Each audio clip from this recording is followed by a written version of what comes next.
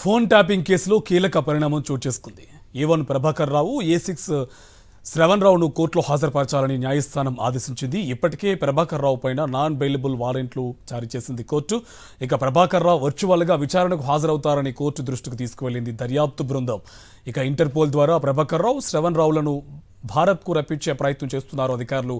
అమెరికాలో ప్రభాకర్ రావు ఉన్నట్టు సిట్ గుర్తించింది. శ్రవణ్ రావు ఆచూకీ కోసం విదేశాలకు దర్యాప్తు బృందం వెళ్లనున్నట్టు సమాచారం. ఇదే అంశానికి సంబంధించి మరింత సమాచారం మా కరెస్పాండెంట్ వాసు మనకి ఫోన్ లైన్లో డీటెయిల్స్ అందిస్తారు. వాసు, ఈ ఫోన్ ట్యాపింగ్ సంబంధించి కీలక పరిణామం చోటు చేసుకున్నట్టు తెలుస్తుంది, డీటెయిల్స్ అంటే? ఫోన్ ట్యాపింగ్ కేసుకు సంబంధించి కూడా ఎవరైతే పరారీలో ఉన్నటువంటి A1 ప్రభాకర్ రావుతో పాటు A6 శ్రావణ్ రావు కోర్టులో హాజరుపరచాలని నాంపల్లి కోర్టు ఆదేశించిన నేపథ్యంలో కూడా ఇప్పటికే వాళ్ళని హాజరుపరిచేందుకు అనేక ప్రయత్నాలు చేస్తున్నాయి. వాళ్ళపైన నాన్ బెయిలబుల్ వారెంట్ కూడా వాళ్ళని కోర్టుకు నేరుగా హాజరుపరచాలని కూడా కోరుతుంది. ఆ పోలీసులు ఇప్పటికీ అనేక ప్రయత్నాలు సాగిస్తా ఉన్నారు. పాస్పోర్ట్ రద్దుతో పాటు ఇంటర్పోల్ ద్వారా కూడా వాళ్ళని పరారీలో ఉన్నట్టుగా చూపించి కూడా ఇంటర్పోల్ సహకారంతో కూడా సిబిఐ ఇప్పటికే లేఖ రాశారు.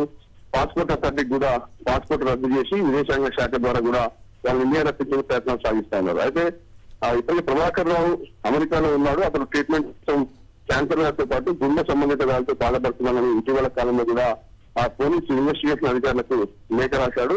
కానీ శ్రావణ్ రావు మాత్రం ఇప్పటి వరకు ఎక్కడ ఉన్నాడు అనేది మాత్రం ఇంకా ఆచూకీ లభ్యం కాలేదు. కాబట్టి అతని కోసం విదేశాలకు వెళ్లే యోచనలో పోలీసున్నట్టుగా తెలుస్తా ఉంది.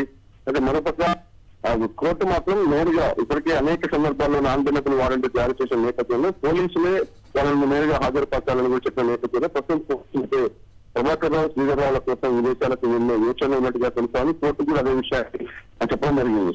ఇప్పుడు ఈ కేసు ఆలస్యం 4 సార్లు కూడా ఛార్జ్ షీట్ దాఖలు చేసిన నేపథ్యంలో టెక్నికల్ కారణాలతో కూడా ఆ ఛార్జ్ షీట్ ను ఉంచుతున్న పరిస్థితి కనిపిస్తా ఉంది. నిందితులు మాత్రం పదే బెయిల్ ఇప్పటికే అరెస్ట్ అయినటువంటి 4 నిందితులు రాధాకిషన్ రావుతో పాటు భుజంగరావు, తిరుపతన్న వీరంతా కూడా ఇప్పటికే పలుమార్లు బెయిల్ పిటిషన్ దాఖలు చేసిన నేపథ్యంలో కూడా బెయిల్ కొట్టివేసి వస్తా ఉంది. 100 రోజులు దాటిన నేపథ్యంలో మాకు బెయిల్ ఇవ్వాలంటూ కూడా తీవ్ర ఒత్తిడి చేసిన పరిస్థితి కూడా కనిపిస్తా ఉంది. కానీ కీలక నిందితులు ఎవరైతే ఉన్నారో A1 గా ఉన్న ప్రభాకర్ రావు మాత్రం అతని విచారణకు హాజరు కాలేను అంటూ కూడా ఆయన చెప్పిన నేపథ్యంలో కూడా అతన్ని నేరుగా హాజరుపరచాలని ఆ కోర్టు ఆలోచించడం మాత్రం సంచలనం కలిగిస్తామని మన పోలీసులు ఏ విధంగా అతన్ని నేరుగా హాజరుపడతారు, అమెరికా వెళ్లి తీసుకొచ్చే ప్రయత్నాలు సాగిస్తారా, ఇంటర్పోల్ ద్వారా అరెస్ట్ చేసి తీసుకొస్తారా, లేదంటే విదేశాంగ శాఖకు పాస్పోర్ట్ రద్దు చేసి అతన్ని హైదరాబాద్ రప్పిస్తారని మాత్రం చూడాల్సి ఉంది.